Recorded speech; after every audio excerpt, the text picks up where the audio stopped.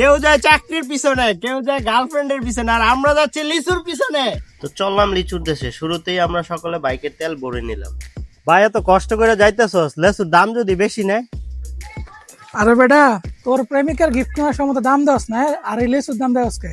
তো চললাম নরসিংদী থেকে রানীগঞ্জের উদ্দেশ্যে। সমান্তরাল রাস্তা, আশেপাশে মনোরম পরিবেশ, খুবই ভালো লাগছিল। একে একে করে সুন্দর পরিবেশে গ্রামের ভিতর দিয়ে এগুতে লাগলাম। এই সেই স্বপ্নের জায়গা রানীগঞ্জ। এখানে গাছে গাছে লিচু ঝুলে না রে ভাই, আমার প্রেম ঝুলে।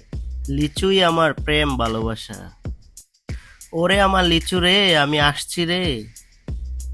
লিচুর দেশে আসলাম, শুধু লিচু আর লিচু। গাছের যেদিকেই তাকাই শুধু লিচু আর লিচু।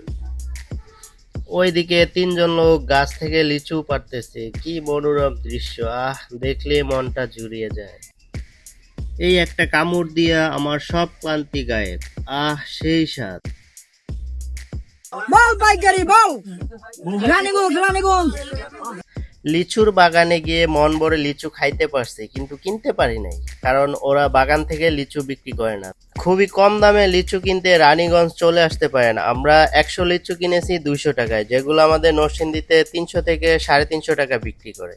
মিশন শেষ। প্রচন্ড গরম থাকলেও হৃদয় ঠান্ডা। এটা শুধু লিচু ভক্তরাই বুঝবে।